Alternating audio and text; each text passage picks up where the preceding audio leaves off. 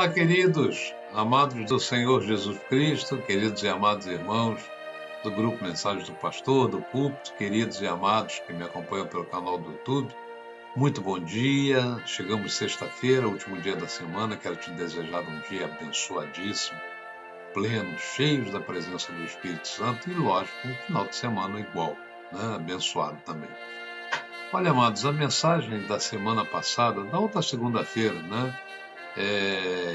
Cujo assunto que eu comuniquei tinha o título de O Sistema, né? De certa forma, aguçou, eu diria assim, a curiosidade de algumas pessoas com relação ao livro de Apocalipse. Nessa semana eu recebi uma ligação de um senhor, e eu creio que era irmão em Cristo, né? Mas eu não o conheço. E ele fez algumas perguntas, não especificamente sobre o tema que preguei, mas de figuras apocalípticas. E eu senti nele, assim como me referia dos questionamentos, mais um desejo de curiosidade do que um desejo de conhecer espiritualmente as revelações de Deus, né? Sanado, né, algumas curiosidades dessa pessoa, eu gostaria de continuar meditando sobre o tema temas, né, deste livro, que fecha o conteúdo bíblico, né? A Bíblia é considerada o livro mais lido do mundo e nela a gente encontra textos religiosos do Antigo Testamento, do Novo Testamento, mas um dos livros mais falados que compõe a Bíblia é justamente o do Apocalipse, né? E ali a gente encontra profecias sobre o fim dos tempos, sobre as coisas que em breve acontecerão, né? E despertando, lógico, a curiosidade ou até mesmo o medo, né, de muitas pessoas, né? Os textos de Apocalipse ainda geram muitas dúvidas e especulações nas pessoas. Pessoas que seguem literalmente o que é colocado e outras que nem gostam, né, de tocar no assunto porque têm receio dessas coisas. E considerando tudo isso, eu resolvi trazer alguns aspectos ainda do livro de Apocalipse, baseado na curiosidade da pessoa que me ligou, e a partir daí tentar explicar o que de fato o Apocalipse é, né, e como buscar formas de interpretá-lo pelo Espírito Santo, né, de forma espiritual, né? Ou seja, sem os achismos equivocados, sem as teorias, né, humanas de terceiros, sem interferência, né, de especulações.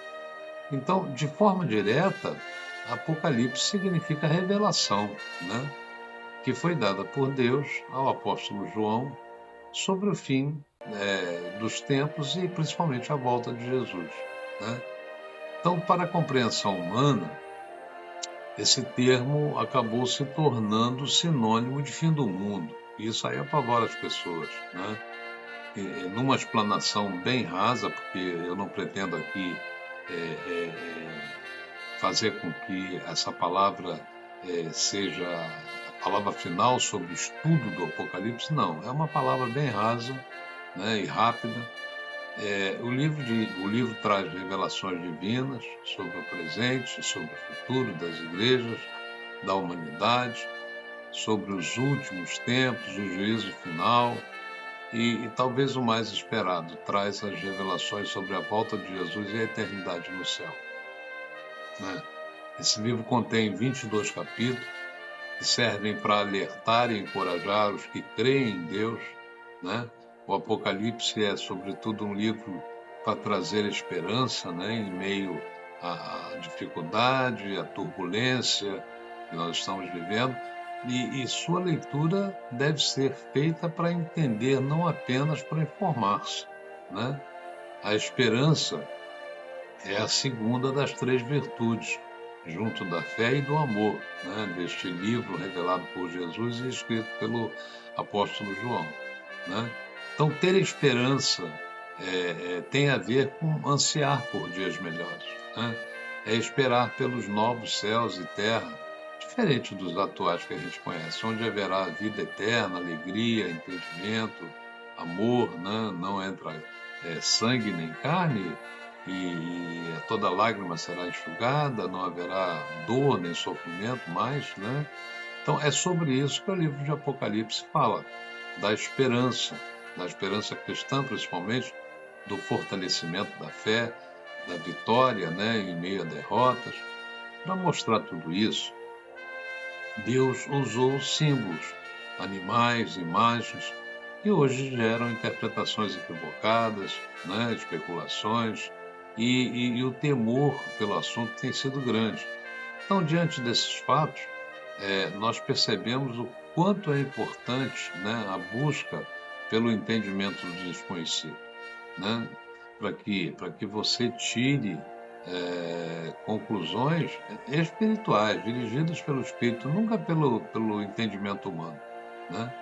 Então, assim como os outros livros da Bíblia, também o Apocalipse serve para aprofundar a relação entre o homem e Deus, né, com esperança, com consolo, com confiança e fé, né?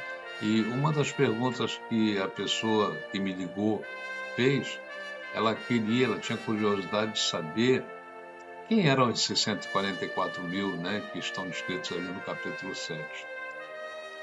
Eu comecei a explicar meu entendimento da seguinte forma: olha, vamos observar como o Senhor estende graça a um grupo seleto de pessoas, bem no meio do período da tribulação. Dois grupos de pessoas estão em focos aqui, no Apocalipse 7. O primeiro grupo é identificado como os 144 mil, né, nos versículos de 1 a 8. E o segundo grupo é identificado como uma multidão redimida, né, nos versículos de 9 a 17. Então vamos analisar primeiro os versículos de 1 a 8. Olha, eu torno a dizer, não esgoto esse assunto, não é um parecer final, não, absolutamente. Mas vamos ver o que Deus tem a dizer sobre os 144 mil. Né? Deus, ele cuida dos seus. Né? Deus, ele controla os ventos do seu julgamento divino para que não soprem, né, por um determinado tempo. Está ali nessa passagem de Apocalipse 7. Então, quatro ventos. Quatro ventos por quê? Apocalipse usa números. E, frequentemente, esses números têm um significado espiritual associado a eles. Né? Por exemplo, o número 7 é o número da plenitude, né? Da plenitude de Deus, da perfeição de Deus. Há 7 dias na semana, né? 7 cores básicas, 7 igrejas, 7 selos, 7 trombetas, 7 taças, 7 chifres, e etc. Né? 4, por outro lado, é o número da Terra. Né? Há 4 estações, 4 elementos, terra, fogo, vento e água, né? 4 direções, etc. Aqui, por exemplo, nós vemos 4 anjos que seguram os 4 ventos nos 4 cantos da Terra. Esse número nos indica que estamos lidando com eventos que estão ocorrendo na Terra. Este é um tempo de julgamento terreno. Né? Então nós vamos bem devagar. Agora vamos ver os versos 4 e 8. Né? Pessoas que o anjo veio selar. E ele as chama, né, de servos do nosso Deus. Então essas pessoas são salvas, são seladas, são servos totalmente entregues a Jesus, assim como nós. Nós somos selados também, né? Mas quem são elas e o que fazem? A Bíblia é muito clara quanto à origem dessas pessoas. Elas são de todas as tribos dos filhos de Israel e eles são os salvos dentre essas tribos. Né? São 12 tribos. Na Bíblia é um número associado a Israel. Havia 12 tribos de Israel, havia 12 pães sobre a mesa dos pães da proposição. Né? Nós vemos isso escrito na Bíblia. Havia 12 portas de entrada na cidade de Jerusalém. Havia 12 pedras no peitoral do sumo sacerdote. Né? O Senhor está nos mostrando que esses homens são da nação de Israel. Né? Isso nos ensina uma lição valiosa. Deus ainda não terminou com Israel. Ele tem um plano para restauração, para salvação e redenção deles no futuro. Então, esses 144 mil, aí eu creio, né, que no meu coração, serão salvos pela pregação das duas testemunhas, né, mencionadas lá em Apocalipse 11.